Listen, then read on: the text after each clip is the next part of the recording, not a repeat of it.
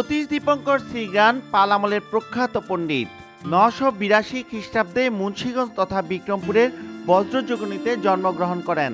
প্রাকৃতিক সৌন্দর্যের লীলাভূমি ও জন্মভিটা পর্যটকদের আকর্ষণীয় স্থান, তাই পর্যটকদের পদচারণায় মুখরিত থাকে। প্রাচীন সভ্যতার এই জনপদ পর্যটকদের অন্যতম আকর্ষণ। এখন ইতিহাস ঐতিহ্যের খোঁজে আসে মানুষ।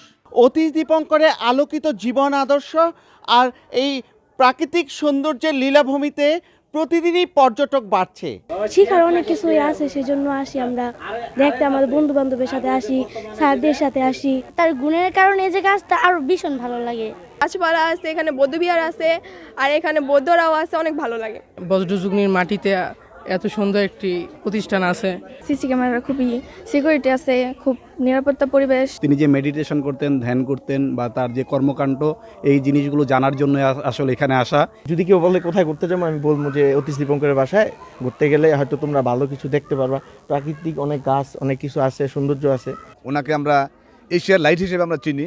যারা বিদেশ থেকে পর্যটক যারা আসে তাদের থাকার ব্যবস্থা সহ বিভিন্ন ধরনের সুযোগ সুবিধা দিলে আমার মনে হয় যে এটা একটা পর্যটক স্থান হতে পারে। এখানে আসতে যে রাস্তাটি রয়েছে এটি অত্যন্ত সরু রাস্তা, তো আমি সরকারের কাছে দাবি জানাবো এটি যদি প্রশস্ত করা যায় এবং এই এলাকাটি আরও আধুনিকায়ন যাতে করা যায় এবং এটি যেন আরও নিরাপত্তা জোরদার করা হয়। 72 বছর বয়সে 1054 খ্রিস্টাব্দে চীনের তিব্বতে অতীশের বর্ণাঢ্য জীবনের অবসান ঘটে। 2012 সালে তার দেহাবশেষ জন্মভিটা মুন্সিগঞ্জের বজ্রযোগিনীতে প্রতিস্থাপন করা হয়। হাজার বছর পরে তীর্থস্থানে রূপ নেয় জন্মভূমি। অতীশ দীপঙ্করের যে জন্মভূমি, সে বিষয়টা আমাদের একসময় জানা ছিল না। 1982 সালে যখন 17টা দেশ থেকে যখন ভিক্ষুরা আসে, পণ্ডিতরা আসে, বৌদ্ধ পণ্ডিতরা আসে, তখনই আমরা বিষয়টা জানতে পারি এবং পর্যায়ক্রমে ধাপে ধাপে এখানে আজকে অতীশ দীপঙ্করের যে এখানে স্থাপনাগুলো হয়েছে সেগুলো ধাপে ধাপে হয়েছে। আমার খুব ভালো লাগছে, এত লোকজন দেখে একটু ইমোশনালও ফিল করি যখন আমি এই জায়গাটিতে আসি, কেন কি আমি এই মানে আমার রুটস তো এইখানেই, আমি তো এই জায়গা থেকে বিলং করি। আর আমি আশা করি যে আমি বারে বারে এই জায়গায় ফিরে আসবো। বিক্রমপুরীর সামন্ত রাজা কল্যাণশ্রীর ও রানী প্রভাবতী দেবীর ঘরে জন্ম নেয় অতীশ দীপঙ্কর। ছোটবেলায় তার নাম ছিল আদিনাথ চন্দ্রগর্ভ। 3 ভাইয়ের মধ্যে অতীশ ছিলেন দ্বিতীয়, আর অপর 2 ভাইয়ের নাম ছিল পদ্মগর্ভ ও শ্রীগর্ভ।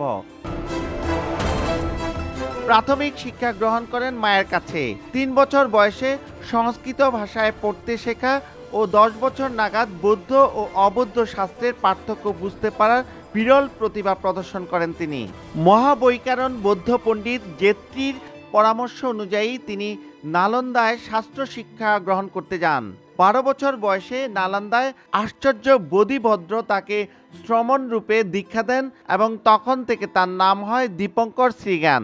12 থেকে 18 বছর বয়স পর্যন্ত তিনি বোধিভদ্রের গুরুদেব অবধূতিপাদের নিকট সর্বশাস্ত্রে পাণ্ডিত্য অর্জন করেন। 18 বছর থেকে 21 বছর পর্যন্ত তিনি বিক্রমশিলা বিহারের উত্তরদ্বারের দ্বার পণ্ডিত নাংপাদের নিকট তন্ত্র শিক্ষা গ্রহণ করেন।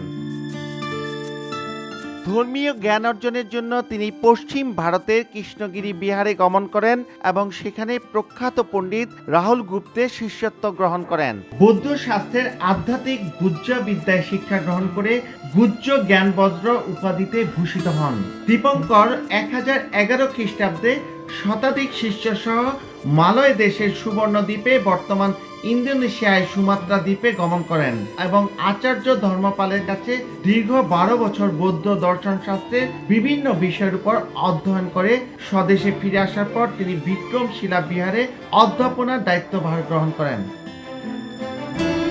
পর্যটকরা সৌন্দর্য উপভোগ ছাড়াও পৃথিবীকে জ্ঞানের আলোয় আলোকিত করা এবং ধ্যান চর্চারও রহস্য খোঁজেন।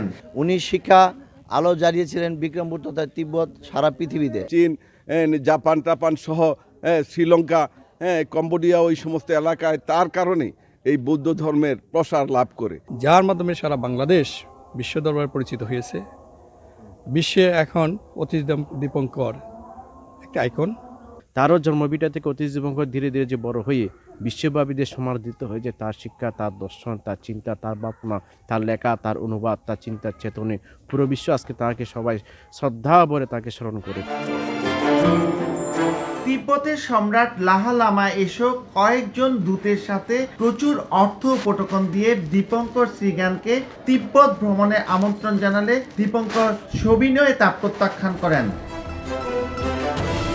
এতে নিরাশ না হয়ে সম্রাট সীমান্ত অঞ্চলে সোনা সংগ্রহের জন্য গেলে গড়লোক অঞ্চলের অধিপতি তাকে বন্দী করেন ও প্রচুর সোনা মুক্তিপণ হিসাবে দাবি করেন।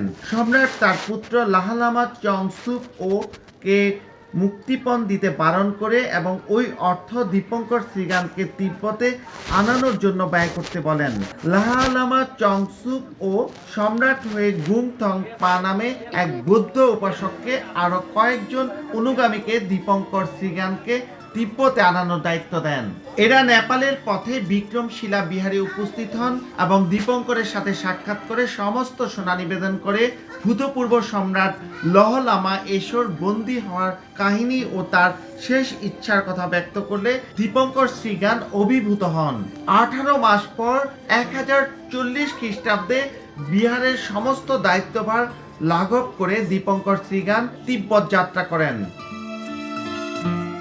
তিনি দোভাষী সহ 12 জন সহযাত্রী নিয়ে প্রথমে বুদ্ধগয়া হয়ে নেপালের রাজধানীতে উপস্থিত হন এবং পরে তিব্বতের পশ্চিম প্রান্তের ডোংরি প্রদেশে পৌঁছান। সেখানে পৌঁছলে লহা লামা চংসুকও এক রাজকীয় সংবর্ধনার আয়োজন করে তাকে লোথিং বিহারে নিয়ে যান। এখানে দীপঙ্কর তার বিখ্যাত গ্রন্থ বোধিপথ প্রদীপ রচনা করেন। 1044 খ্রিস্টাব্দে তিনি পুরঙ্গে, 1047 খ্রিস্টাব্দের সময়ে বৌদ্ধ বিহার এবং 1050 খ্রিস্টাব্দের বেএবাতে উপস্থিত হন।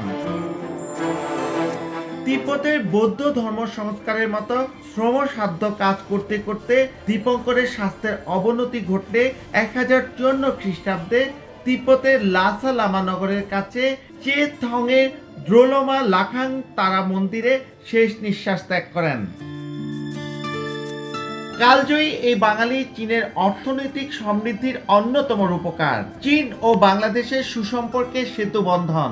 জন্ম ভিটাটিতে এখন বৌদ্ধ ভিক্ষুরা থাকছেন। পুরো ভিটার তদারকি হচ্ছে, সৌন্দর্য সংরক্ষণেও পরিচর্যা হচ্ছে। সে কারণেই পর্যটকদের ভিড়। এতে করে এই জাতি ধর্ম বর্ণ নির্বিশেষে সবাই আমরা এই অতীত দীপঙ্করের যে অসাম্পাদিক বাণী, যে বিশ্বজনীন বাণী, সার্বজনীন বাণী, এটাকে আমরা ধারণ করে লালন করে আমরা আমাদেরকে এগিয়ে যেতে হবে। চীনের যে মৈত্রী সম্পর্ক দিন দিন বৃদ্ধি পাচ্ছে তার সমুদ্রের মূল কারণ হচ্ছে অতীত দীপঙ্কর শ্রীজ্ঞান। তার উজ্জ্বল দৃষ্টান্ত হচ্ছে মুক্তারপুর সেতু ব্রিজ এবং পদ্মা ব্রিজ সহ আরও নানাবিধ এই চীনা যে প্রকল্প যে হচ্ছে, এগুলো সবই অতীত দীপঙ্কর শ্রীজ্ঞানের কারণে হচ্ছে। এই জ্ঞান তাপস সেচ ব্যবস্থার মাধ্যমে আধুনিক কৃষি, দর্শন, সমাজ সংস্কার, পরিবেশ সংরক্ষণেও ভূমিকা রাখেন। অতীশ দীপঙ্কর এই মাটিতে জন্ম নিয়ে বোধিপথ প্রদীপ সহ 1.5 শতাধিক কালজয়ী বই রচনা করে গেছেন। নাসিরউদ্দিন উজ্জ্বল, সময় সংবাদ, মুন্সিগঞ্জ।